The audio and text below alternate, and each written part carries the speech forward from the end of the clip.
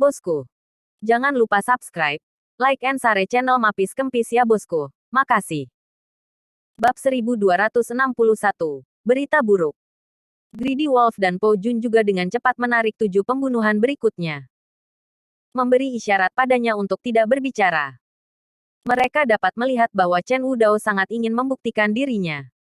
Tidak hidup dalam bayang-bayang Ye Junlin sepanjang waktu. Kisah buru-buru mengganti topik pembicaraan dan berkata, bukan tidak mungkin untuk memindahkan kuil surga, tapi... Apa? Chen Wudao langsung bertanya. Dewa Perang, kamu dapat menantang kuil Zentian sebagai orang biasa, tanpa pendirian apapun. Kisha muncul dengan sebuah ide. Oke, ini bisa dilakukan. Selama aku mengalahkan kuil Zentian, aku bisa menaklukkan hati semua orang. Untuk memastikan kemenangan 100%. Aku memutuskan untuk mundur untuk jangka waktu tertentu. Chen Wudao ingin berlatih pertarungan keterampilan yang diajarkan oleh Fu Shenlin. Setelah sukses berkultivasi, dia pergi ke tantangan. Ini lebih mungkin. Meskipun Chen Wudao berasal dari keluarga terkenal, dia belum pernah bertemu lawan sejak dia lahir.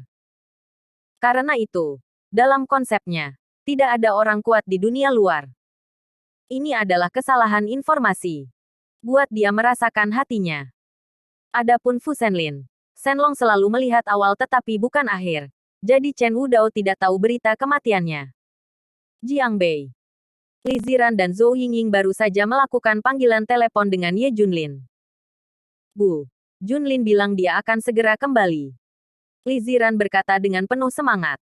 Selama ini, hari berjalan normal. Tidak ada yang datang untuk membunuh Junjun. Tapi mereka masih berakting. Semua orang mengira Ye Junlin sudah mati. Mereka juga harus memerankan kesedihan. Lagi pula, masih ada orang asing yang datang untuk bertanya, seolah-olah untuk menentukan apakah Ye Junlin sudah mati atau tidak. Sedangkan untuk anak kecil, lebih banyak. Belum lama ini, seseorang dari keluarga Ye di ibu kota datang untuk mengejek. Adapun berita bahwa keluarga Li Zhao mendengar bahwa Ye Junlin dipukuli sampai mati oleh keluarga Ye. Selain itu, Lin memutuskan hubungan dengan Li Ziran, dan keluarga Li Zhao telah mendesak Li Ziran untuk mencari pendukung. Yang terbaik adalah menemukan suami baru yang kuat, untuk menjaga harta keluarga yang besar. Namun, saran Li Zhao dan keluarganya memang benar. Sejak kehilangan pendukung besar keluarga Lin, banyak orang telah mengincar grup Yunting yang besar dan gemuk. Bahaya diam-diam mendekati Li Ziran beberapa orang. Sulit baginya untuk bertahan. Pada saat ini, Ye Junlin sedang dalam perjalanan kembali ke Daxia. Di dalam mobil di belakang, ada total 357 guci. Di antara mereka, lembaran Yama God of War dikeluarkan secara terpisah. Bagaimanapun, dia berasal dari negara serigala. Ye Junlin pertama-tama menetap saudara-saudara Daxia, dan kemudian membawa Dewa Perang Yama ke tanah negara serigala. Baru saja, Ye Junlin mengadakan pemakaman di kota yang tidak disebutkan namanya di Beimo, mengkremasi semua orang di kota itu. Oh, orang-orang yang tidak bersalah ini. Kakak ada di depan Daxia. Aku akan mengantarmu pulang. Teriak Ye Junlin saat melihat tanah milik Daxia. Jika bukan karena kelompok orang kasar ini, dia tidak akan pernah hidup. Merekalah yang memberinya kesempatan untuk dilahirkan kembali. Untungnya, dia cukup kuat untuk membalaskan dendam saudara-saudara ini. Tak satu pun dari orang-orang itu melepaskannya. Ketika dia datang ke perbatasan, Ye Junlin berinisiatif untuk keluar dari mobil. Sambil memegang guci Ye Zhenlin di tangannya, dia berjalan ke tanah Daxia. Di belakang adalah tim yang mengikuti. Dia akan menunjukkan etiket tertinggi untuk mengirim mereka pulang. Saat dia melangkah ke tanah Daxia, Ye Junlin memiliki perasaan campur aduk. Rasanya seperti misi tercapai. Dia menghela nafas lega. Akhirnya mengirim mereka pulang. Meskipun Anda tidak dapat mengejar semua orang sebagai martir, Anda dapat membangun monumen. Pada saat ini, Raja Sitian datang ke Ye Junlin dengan wajah jelek. Kepala aula memiliki berita buruk untuk memberitahu Anda. Bab 1262. PENGHIANAT tidak bisa masuk ke DAXIA. Bicaralah. Si Tianwang ragu-ragu dan berkata, seseorang di Daxia telah melarang Tuan Ye Zhenlin dan yang lainnya memasuki semua kuburan. Apalagi mendirikan monumen. Si Tianwang. Selesai. Aku merasakan dingin yang luar biasa. Dia tanpa sadar mundur 2 langkah. Ye Junlin bertanya, artinya, mereka hanya layak dikubur di pegunungan dan pegunungan liar. Ya, ada banyak rumor bahwa Tuan Ye Zhenlin dan lebih dari 300 orangnya juga pengkhianat Daxia. Tidak bisa dikubur di tanah Daxia. Karena mereka tidak pantas mendapatkannya. Apalagi, mereka bilang mereka pantas mati. Siapa yang meminta mereka untuk melindungi pengkhianat? Si Tianwang menggigil. Semua orang bisa merasakan bahwa Ye Junlin sudah marah. Kematian itu tragis dan tragis. Setelah dia meninggal, dia bahkan tidak bisa kembali ke tanah airnya. Dan dia bahkan tidak bisa mendirikan batu nisan. Apakah dia Ye Junlin masih manusia? Saya tidak peduli siapa yang menghalangi saya. Saya harus memberi saudara-saudara saya rumah. Saya harus mendirikan monumen untuk mereka dan mengadakan pemakaman. Target, pemakaman Qingshan di kota Beiyan. Semua 356 saudara harus selamat. Ye Junlin berkata dengan suara rendah. Raungan itu datang. Tim terus berjalan. Pergi ke kota Beiyan, kota terbesar di utara. Ye Junlin ingin menempatkan saudara-saudara di sini. Raja Langit Utara diam-diam bertanya kepada Raja Langit Barat. Siapa yang mengeluarkan larangan? Keluarga Ye Junlin di ibu kota. Raja Langit Barat berbisik. Dia tidak berani memberitahu Ye Junlin barusan. Bei Tianwang menarik napas dalam-dalam. Dia menebaknya. Hanya orang-orang dari tingkat keluarga pertama yang memiliki kekuatan untuk memberlakukan larangan di semua kuburan di seluruh Xia besar. Tapi keluarga Ye sedang bermain api. Ini untuk memukul moncong mereka sendiri ah. Sebagai orang terdekat Ye Junlin baru-baru ini, mereka bisa merasakan betapa Ye Junlin menyalahkan dirinya sendiri atas kematian Ye Zhenlin. Sebelum dia hidup, dia tidak bisa diselamatkan. Dan setelah dia meninggal, dia akan mendirikan sebuah monumen. Siapa yang berhenti dan membunuh siapa? Akhirnya, Ye Junlin berjalan ke bandara di tepi Daxia dengan guci di tangannya. Sebuah penerbangan tiba di kota Beiyan, dan tidak banyak penumpang. Jadi Ye Junlin membeli semua kursi kosong lainnya sekaligus dan menempatkan semua saudaranya. Sangatlah terhormat untuk tidak mengizinkan kota-kota ini untuk didaftarkan. Tentu saja, premisnya adalah ada cukup kursi dan tidak mempengaruhi orang lain. Semua kotak dibungkus, jadi tidak ada yang bisa dilihat dari luar. Pada saat ini, 3 wanita dan 2 pria muncul. Pria itu tinggi dan tampan, dan gadis-gadis itu muda dan cantik. Gadis yang dikepalai oleh Yuki ini memiliki wajah yang hanya sebesar telapak tangan, dan kulitnya seperti batu giok mentah, yang sangat cantik hingga membuat orang terpesona. Mengenakan kemeja dan hot pants, sepasang kaki putih lurus dan ramping terlihat, yang sangat menarik.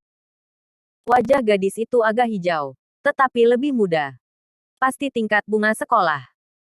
Gadis Lin Xihan sedikit mengernyit, melirik boarding pass, dan berkata dengan tidak puas, Li Hao, mengapa kamu membeli tiket begitu terlambat? Sekarang mari kita peras kelas ekonomi. Bocah di sebelahnya tampak pahit. Xihan menyalahkanku untuk pemesanan. Tiketnya terlalu lambat. Saya akan melihat apakah saya bisa mengubahnya nanti. 5 Lin Xihan datang dari kota Jianghan dan melakukan perjalanan ke kedalaman perbatasan utara bersama selama liburan musim panas. Li Hao datang ke Ye Junlin di kabin kelas 1 dengan boarding pass-nya, dan berkata dengan dingin, Hei, ganti tempat dudukmu. Saya tidak hanya akan memberi Anda selisih harga, tetapi saya akan memberi Anda tambahan 5.000 yuan. Li Hao memerintahkannya sepenuhnya. Ye Junlin berkata tanpa mengangkat kepalanya, tidak ada perubahan. 10.000. Kata Li Hao dengan marah. Tidak ada perubahan. 50.000 sudah cukup, kan? Li Hao menggertakkan giginya. Tidak. Lin Xihan marah dan tidak bisa menahan diri untuk berkata, Hei, apa maksudmu? Bahkan tidak melihat kami. Itu tidak sopan. Bab 1263, PENCULIKKAN Moral. Teman sekelas Lin Xihan juga mencibir, itu benar. Masih ada orang kaya. Tiket pesawat harganya lebih dari 1.000 yuan. Makananku lebih mahal daripada tiket pesawatmu. Dan melihat pakaian Anda tidak punya banyak uang sama sekali. Saya khawatir Anda membeli kabin kelas 1 untuk berpura-pura menjadi orang kaya. Bei Tianwang di sebelahnya berkata dengan dingin. Segera pergi. Dia sudah bisa melihat bahwa Ye Junlin sangat marah. Ayo pergi. Jika kamu tidak berubah, kamu tidak akan berubah. Lin Xihan pergi dengan marah. Kami tidak pernah terbang di kelas ekonomi. Mata Li Hao tertuju pada beberapa kursi kelas 1 lainnya. Tidak ada penumpang, tetapi kursi dipenuhi dengan benda-benda. Pramugari, apakah tidak ada seorang pun di kursi ini? Li Hao segera bertanya. Tidak seorang pun, tapi... Pramugari hendak menjelaskan, tetapi Li Hao menendang guci yang diikat ke kursi. Oke, kalau begitu kita mau kursi ini. Tambahkan saja uang. Li Hao adalah putra dari keluarga pertama di kota Beiyan. Apakah hal-hal selalu merajalela, sangat mendominasi. Terutama ketika Dewi Lin Xihan ada di depannya, dia harus menunjukkan lebih banyak. Tepat ketika mereka akan duduk, mereka melihat beberapa pasang mata dingin menatap mereka. Dinginkan punggung mereka, dan mau tidak mau berperang dingin. Ye Junlin, Bei Tianwang dan Si Tianwang memandang mereka dengan dingin. Ambil barang-barangnya dan letakkan di kursi. Aku memaafkanmu karena masih muda dan bodoh. Ye Junlin berkata dengan dingin. Ya, barang-barang ini milik tuan ini. Semua kursi ini telah dibeli olehnya. Pramugari itu menjelaskan dengan cepat. Apa? Setelah membeli kursi ini, taruh barang-barang rusak ini. Aku tidak tahu apa yang ada di dalamnya. Li Hao menendang lagi dan hampir menendang kotak itu hingga terbuka. Boom. Dalam sekejap, niat membunuh yang kejam meledak. Li Hao dan Lin Xihan dibekukan oleh niat membunuh yang menakutkan. Bei Tianwang tidak tahan lagi. Boom. Dia menyerang dengan keras, mengangkat Li Hao tiba-tiba, dan menekannya langsung ke tanah. Bang. Li Hao membanting tubuhnya ke tanah, dan dia menghirup semburan udara dingin kesakitan. Apa yang kamu lakukan? Lin Xihan berteriak, cepat dan lepaskan orang. Pramugari juga berteriak dengan cemas. Lepaskan dia. Mendengar suara Ye Junlin, Raja Bei Tian melepaskan tangannya. Namun, Ye Junlin terus menatap Li Hao, ambil barang-barang di tanah dan letakkan di kursi. Dan kamu akan baik-baik saja dengan permintaan maaf. Lin Xihan menunjuk ke Ye Junlin dan beberapa orang lainnya dan berkata dengan marah. Ada apa denganmu? Jelas ya. Kamu telah membuat kesalahan terlebih dahulu. Dan kamu ingin kami meminta maaf tanpa mengatakan apa-apa. Mungkinkah? Lin Xihan adalah permata keluarga Lin dari keluarga besar di kota Beiyan. Dan identitasnya tidak rendah. Ketika ini terjadi, saya sama sekali takut. Apakah kita salah dulu? Katakan padaku. Ye Junlin bertanya. Kamu membayar uang untuk membeli kursi. Kamu tidak membiarkan orang duduk, tetapi kamu meletakkan beberapa barang yang berantakan. Kursi adalah tempat orang duduk, bukan untuk hal-hal ini. Kursi. Lin Xihan meraung. Ya, ini untuk orang-orang. Ini bukan untuk barang-barang. Kenapa kamu tidak membiarkan kami duduk? Tanya beberapa orang lainnya. Mereka adalah penculikan moral Ye Junlin. Ye Junlin mencibir dan berkata, karena saya membayar untuk kursi ini. Jadi saya memiliki keputusan akhir apakah akan duduk orang atau meletakkan sesuatu. Itu bukan urusanmu. Kamu. Lin Xihan ditangkap oleh Ye Junlin. Sebuah kata tidak bisa berkata-kata. Lalu kenapa aku akan duduk di sini hari ini? Li Hao berkata dengan marah. Bab 1264. Berani menyentuhnya. Kamu mencoba. Jika kamu berani duduk, aku akan mematahkan kakimu. Bei Tianwang berkata dengan marah. Kamu. Li Hao masih sangat takut pada Bei Tianwang. Kembalilah ke tempat dudukmu dengan patuh. Karena kamu masih anak-anak, aku tidak akan peduli padamu, atau kakimu akan terputus. Teriak Bei Tianwang. Semua orang ini ketakutan. Mereka semua mundur. Meskipun mereka dari keluarga besar, tetapi tidak ada pengawal di sekitar, mereka tetap tidak berani membuat masalah. Namun, sebelum meninggalkan kabin kelas 1, Li Hao mengambil foto Ye Junlin dan beberapa orang. Apa yang kamu lakukan? Bei Tianwang berkata dengan marah. Huff, bukankah kalian hebat? Tunggu sebentar dan turun dari pesawat. Jangan pergi jika kamu memiliki keterampilan. Aku akan menunggumu di kota Jiangan. Li Hao mengancam. Ketika dia tiba di kota Jiangan, itu adalah wilayahnya. Dia tidak akan pernah membiarkan ketiga Ye Junlin pergi. Biarkan dia kehilangan muka di depan Sang Dewi. Berani datang ke kota Jiangan dan biarkan kami menyentuhnya. Li Hao berkata dengan dingin. Oke. Yang mengejutkan Raja Beitian. Ye Junlin setuju. Dia marah. Oke. Kalau begitu selesai. Li Hao dengan bangga meninggalkan kelas 1 dan datang ke kelas ekonomi. Sebelum pesawat lepas landas, dia mengirim beberapa foto yang diambil ke pengurus rumah tangga keluarga. Jadi dia memeriksa apakah orang-orang ini memiliki latar belakang. Meskipun Li Hao adalah tuan muda dari keluarga besar, dia memiliki pikiran yang jernih. Sebelum memindahkan seseorang, periksa latar belakang mereka untuk mencegah menendang paku. Pelayan itu merespons dengan cepat. Beberapa orang di foto itu tidak memiliki latar belakang identitas sama sekali. Mereka hanyalah orang biasa. Bukan itu. Identitas Ye Junlin tidak dapat ditemukan sama sekali. Identitas Raja Surgawi Utara benar-benar kosong.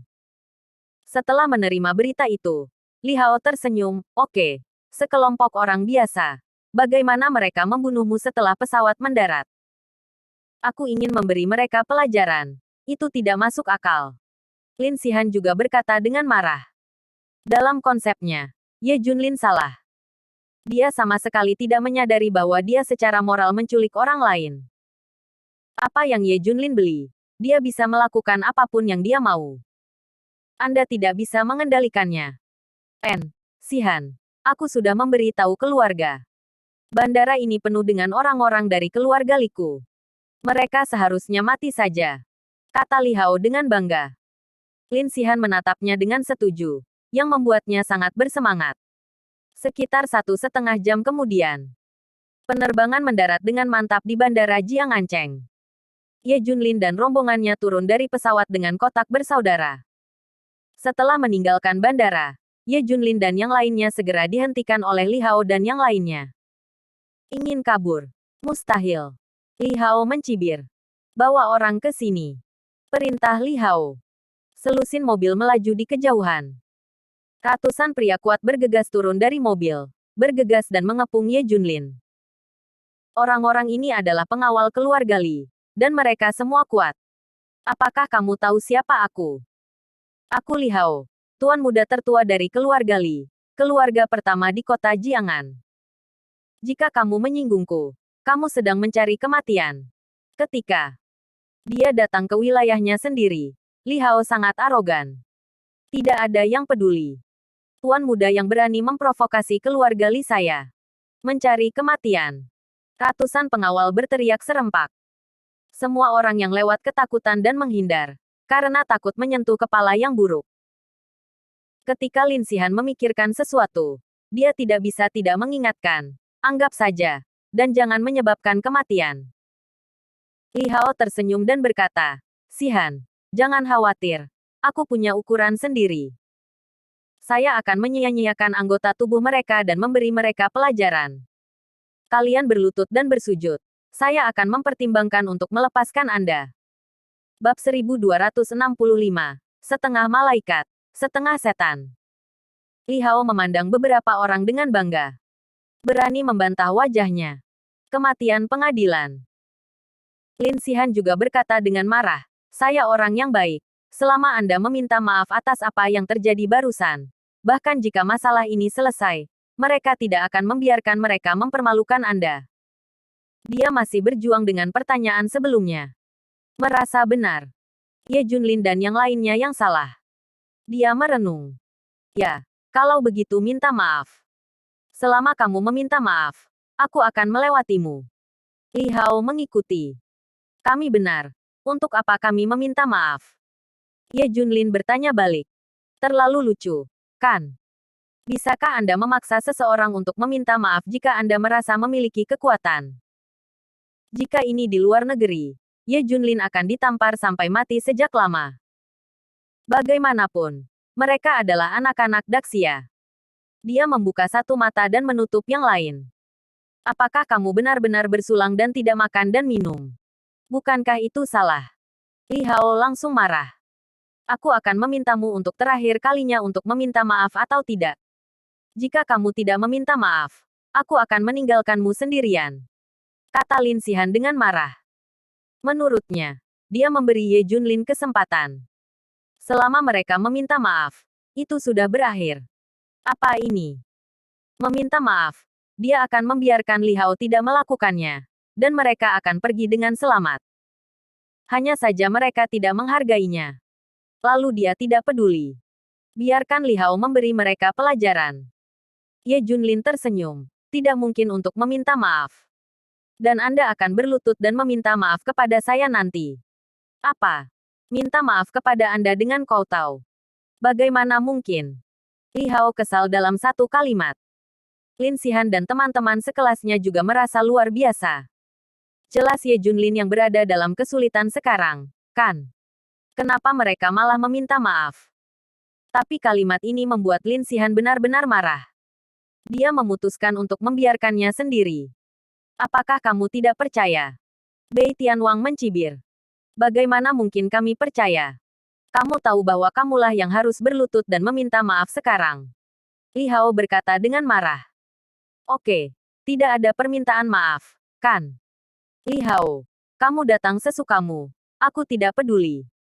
Lin Xihan berjalan ke samping dengan marah, menatap Ye Junlin dengan marah.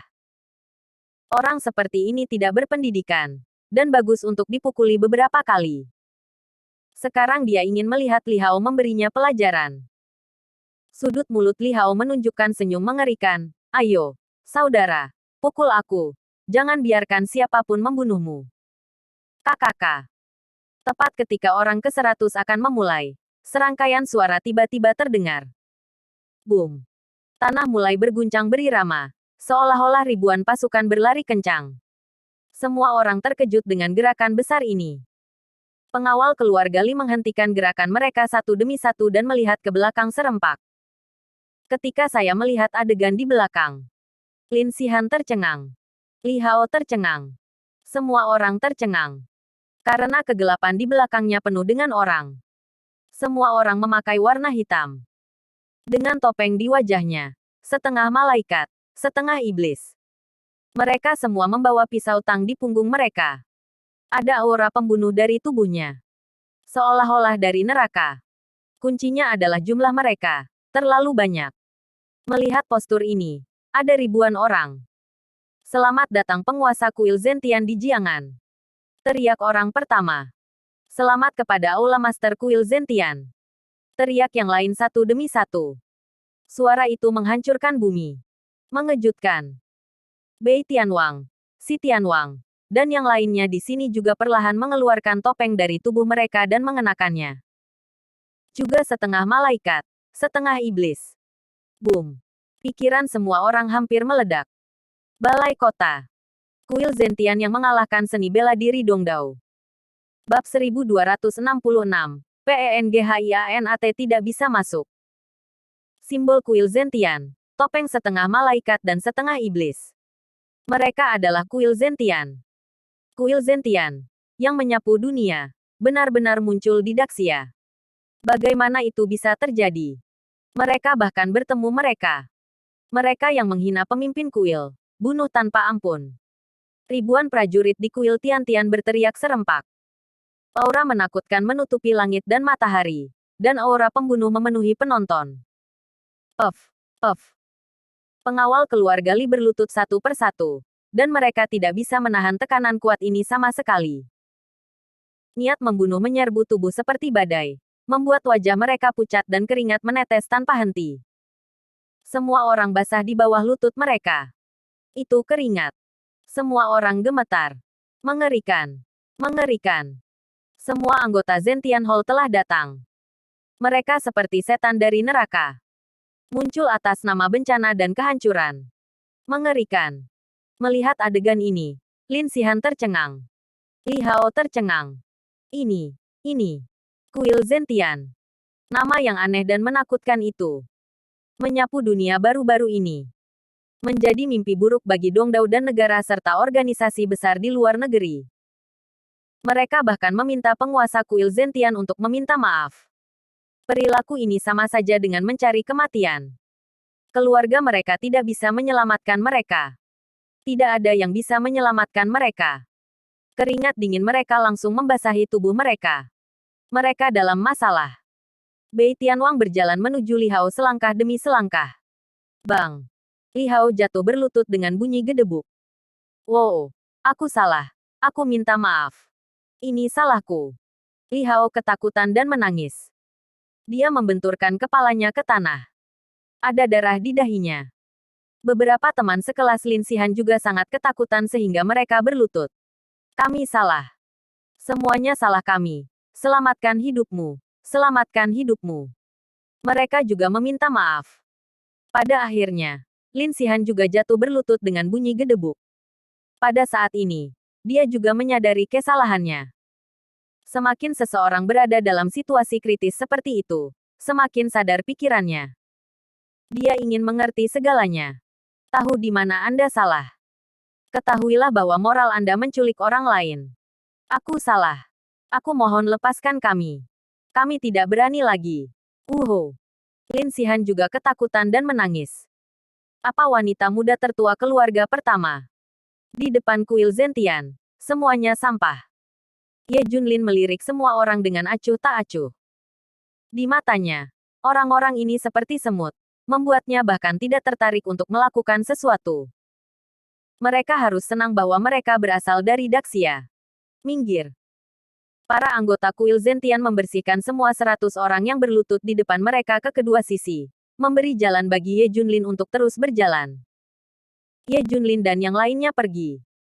Namun, Lin Xihan, Li Hao dan yang lainnya terus berlutut di tanah, tidak berani bangun. Selama kuil Zentian berpikir, keluarga mereka akan dihancurkan kapan saja.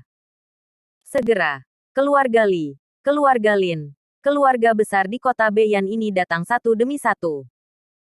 Mereka meninju dan menendang Li Hao dan yang lainnya. Siapa yang menyuruh mereka menyinggung kuil Zentian? Pada saat yang sama, berita bahwa kuil Zentian muncul di kota Daxia Beiyan menyebar dengan cepat. Orang-orang di mana-mana di Daxia panik. Karena mereka tidak tahu untuk apa kuil surga ada di sini.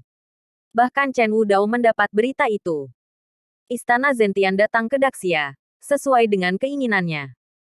Pada saat ini, Ye Junlin membawa orang ke pemakaman Qingshan di kota Beiyan. Namun saat hendak masuk, ia dihentikan oleh seseorang. Maaf. Abu para pengkhianat ini tidak boleh masuk ke pemakaman Qingshan. Mereka memalukan. Bab 1267. Memasuki kuburan. Mendirikan batu nisan. Meskipun staf pemakaman Qingshan berbicara dengan sangat sopan, tapi kata-katanya sangat tajam. Secara langsung mendefinisikan orang seperti Ye Zhenlin sebagai pengkhianat. Ini semua diatur oleh klan Ye di ibu kota. Mereka menggunakan semua sumber daya untuk menyebarkan berita bahwa Ye Zhenlin dan yang lainnya adalah pengkhianat. Sekarang semua orang mendefinisikan 300 orang ini sebagai pengkhianat. Tidak hanya itu, keluarga mereka juga terlibat. Misalnya, keluarga Ye dari keluarga kerajaan Tianfu disetujui oleh Ye Lingtian, dan situasinya sangat sulit. Ye Lingtian sama sekali tidak peduli dengan perasaan keluarga yang sama. Hanya karena Ye Zhenlin pergi untuk mengawal Ye Junlin untuk naik, dia mengirim keluarga Ye dari Tianfu ke neraka. Yang lain juga dihukum oleh Ye Lingtian satu per satu. Sekarang dia mendengar bahwa Abu Ye Zhenlin dan yang lainnya akan diangkut kembali ke Daxia. Ye Lingtian segera menggunakan cara itu. Siapa pengkhianat itu? Suara Ye Junlin rendah, menatap beberapa orang dengan mata dingin. Tanya Daxia siapa yang tidak tahu bahwa orang-orang ini pengkhianat. Untuk mengawal pengkhianat dari mantan Dewa Perang Kunlun, orang-orang ini benar-benar menyerahkan hidup mereka. Mereka pantas mendapatkannya. Mereka semua mati. Sekelompok pengkhianat meninggal di luar, masih memikirkannya. Dimakamkan di pemakaman Daxia. Mimpi. Temukan gundukan kuburan dan taburkan abunya. Sekelompok orang tertawa. Melihat Ye Junlin dan beberapa orang masih berdiri. Mereka berkata dengan marah, cepat. Tidak ada pemakaman resmi di Daxia yang akan menerima pengkhianat ini. Hari ini, saya harus memasuki kuburan, mendirikan batu nisan, dan mengadakan pemakaman. Sebuah cahaya dingin melintas dari mata Junlin. Kali ini, Ye Junlin bertekad. Saya tidak akan khawatir tentang hal lain. Siapa yang berhenti dan membunuh? Hei, siapa itu? Sangat keras. Diiringi suara itu, ratusan orang muncul di arena. Semuanya ahli. Di antara mereka, ada juga master tingkat dewa. Kepalanya adalah seorang pria muda. Ini disebut Ye Meng, putra tertua dari klan Ye Utara dari klan Daxia Ye. Setelah mendengar perintah Ye Lingtian, klan Ye dari wilayah utara datang untuk menghentikannya.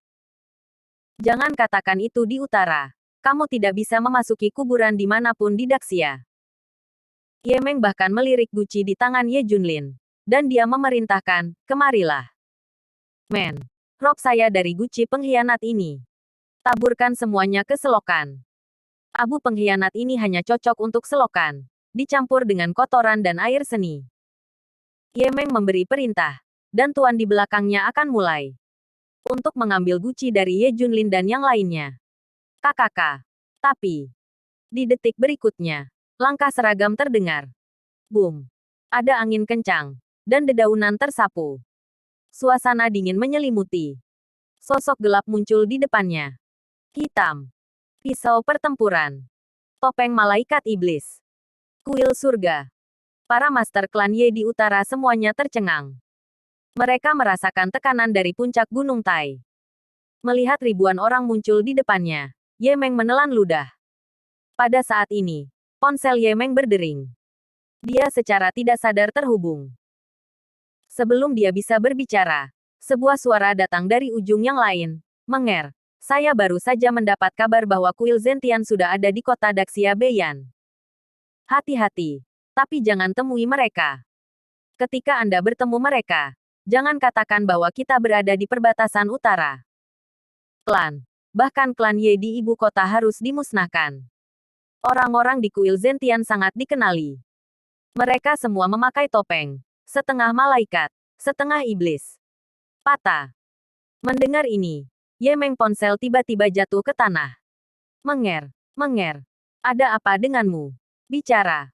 Terdengar juga semburan teriakan dari telepon. Bab 1268, Rajamu kembali. Diperkirakan mereka tidak akan pernah berpikir bahwa Ye Meng kebetulan bertemu kuil Zentian. Ye Meng melihat kerumunan gelap, benar-benar tercengang. Baru-baru ini, kuil Zentian merajalela di luar negeri.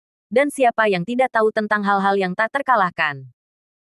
Tidak berlebihan untuk mengatakan bahwa balai kota sedang dibahas di jalan-jalan dan gang-gang. Di hati setiap orang, itu telah menjadi keberadaan seperti neraka. Ketakutan ini sangat mengakar. Takut mendengar. Ye Meng dan orang-orang di lingkaran atas tahu betapa menakutkannya kuil Zentian. Tapi momen paling berbahaya dalam hidupnya adalah saat ini. Dia bertemu kuil Zentian. Hei! Hei! Hei! Ribuan orang di kuil Zentian mengeluarkan pedang tang mereka satu demi satu. Kemana bilahnya diarahkan. Para dewa dan hantu bergetar. Bunuh! Bunuh! Bunuh! Raungan rendah. Aura tak terkalahkan. Niat membunuh yang dingin. Ye Meng tiba-tiba merasa basah. Lalu keluar udara panas. Disertai bau yang menyengat. Dia takut buang air kecil.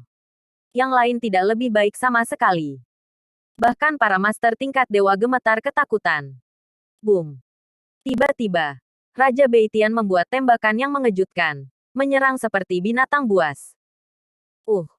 Ratusan master di depan mereka terbang satu persatu. 100 master teratas tidak kalah kuat dari satu gerakan.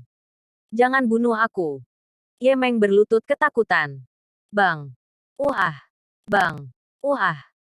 Beitian Wang menginjak kedua kakinya. Lutut Ye Meng pecah. Dan dia jatuh ke tanah. Bang. Ye Junlin melangkah dengan guci di tangannya. Bang. Orang lain menginjak. Bang. Selanjutnya, gerbang pemakaman Qingshan dibuka. Biarkan Ye Junlin dan rombongannya masuk. Tidak ada yang berani berhenti. Bahkan semua orang berlutut di kedua sisi untuk menyambut Ye Junlin masuk.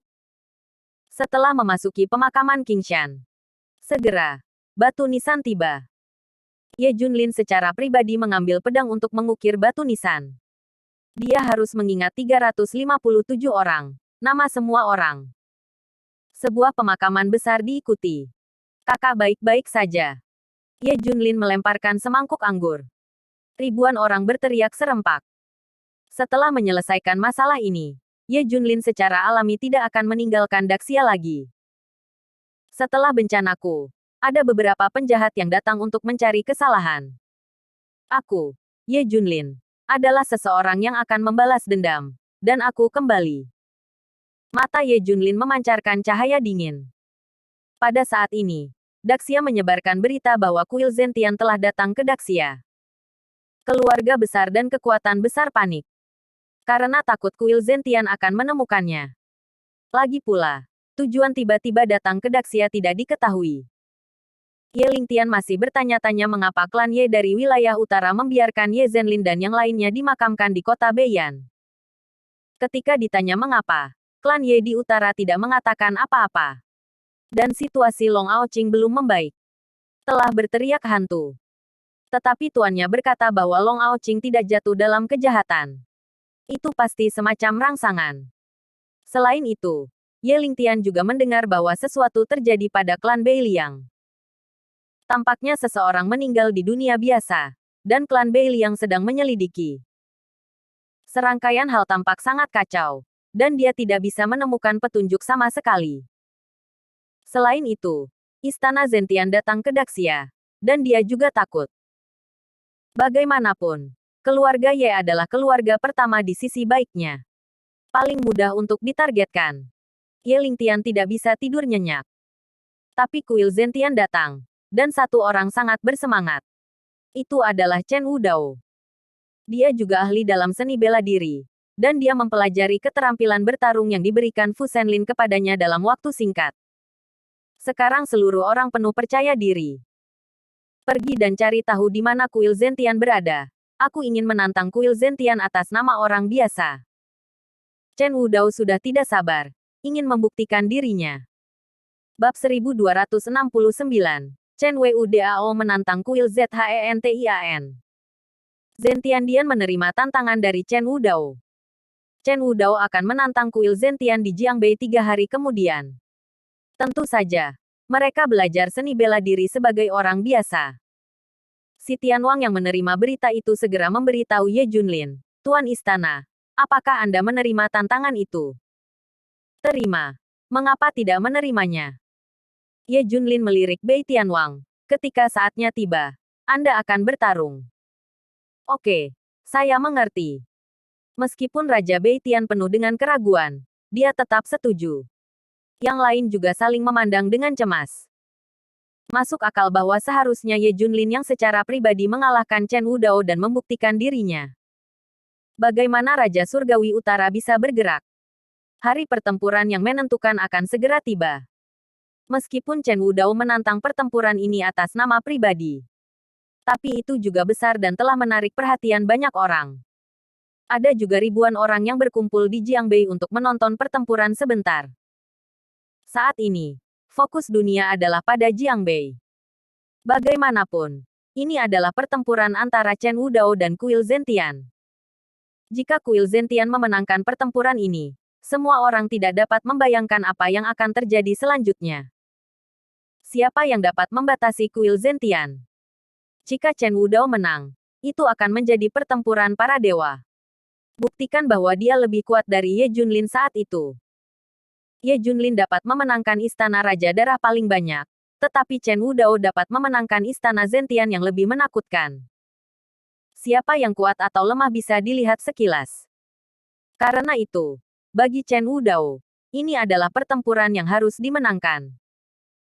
Bukan hanya bukti untuk dirinya sendiri, tetapi juga untuk mempertahankan kehormatan Daxia.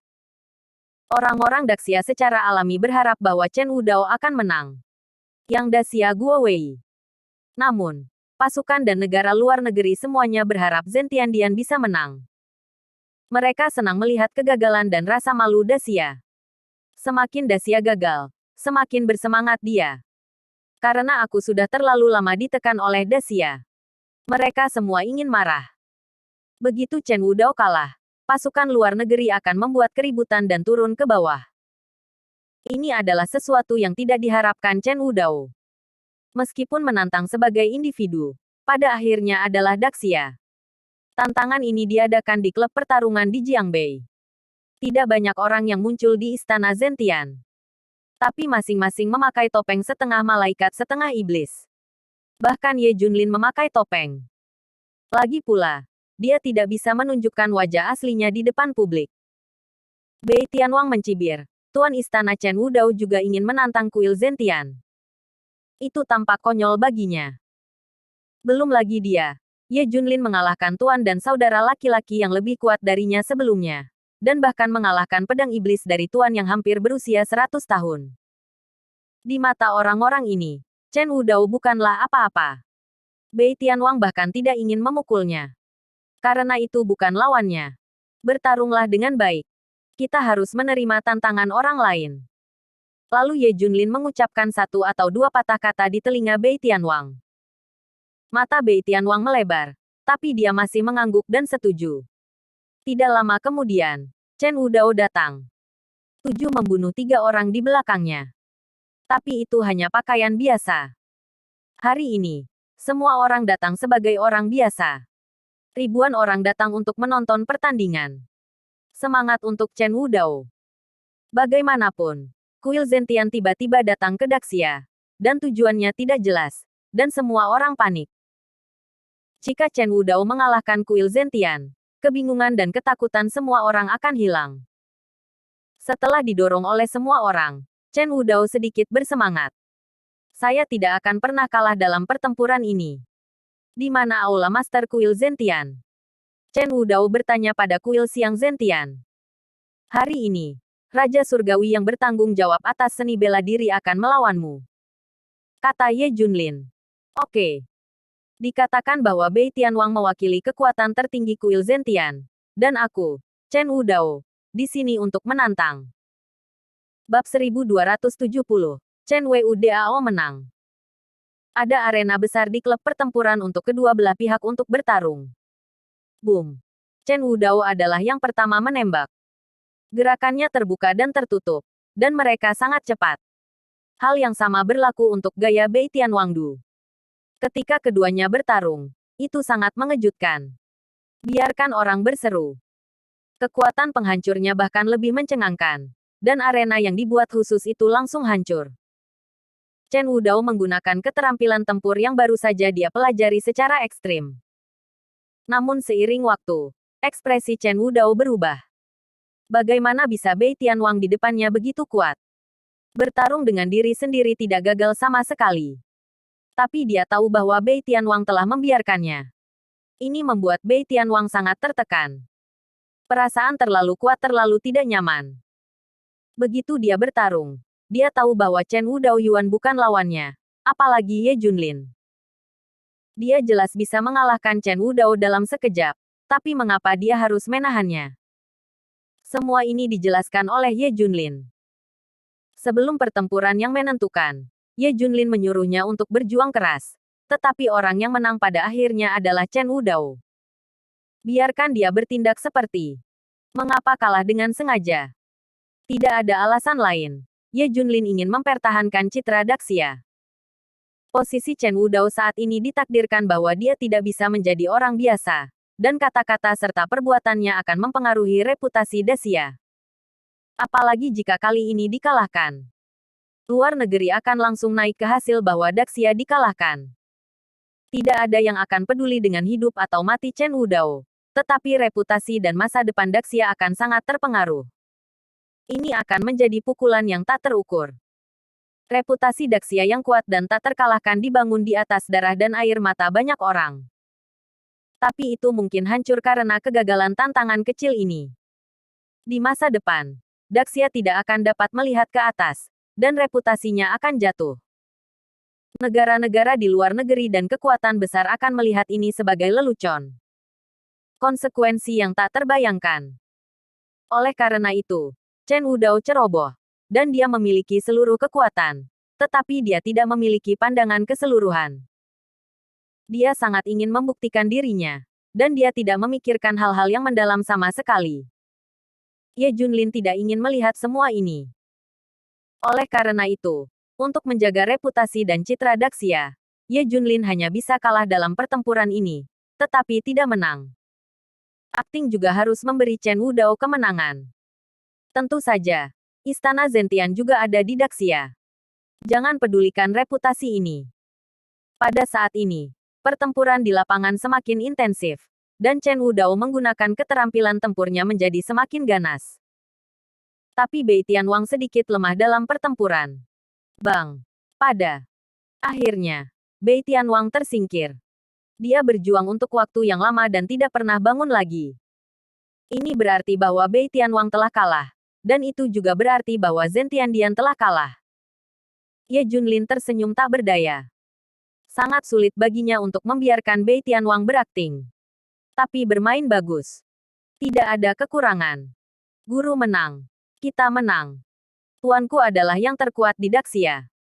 Dia adalah satu-satunya pria yang bisa diberi gelar Kunlun. Mereka bertiga berlari ke atas panggung dengan semangat dan berteriak. Ini adalah kemuliaan mereka. Puff. Mereka bertiga berlutut di depan Chen Wudao dan berteriak serempak. Dewa Perang Kunlun tak terkalahkan. Xia Agung tak terkalahkan. Mengalahkan kuil Zentian adalah hal yang sangat terhormat. Sama sekali tidak ada cara untuk mendapatkan kuil Zentian di luar negeri. Tapi Chen Wudao melakukannya sendiri. Dan Raja Bei Tian yang tak terkalahkan dikalahkan di kakinya. Momen ini mengumumkan penaklukan Chen Wudao atas kuil Zentian. Chen Wudao meraung karena kemenangan. Ye Junlin, untuk apa kau melawanku? Aku lebih baik darimu. Ayo, bagaimana dengan mereka yang tidak setuju denganku? Bersambung.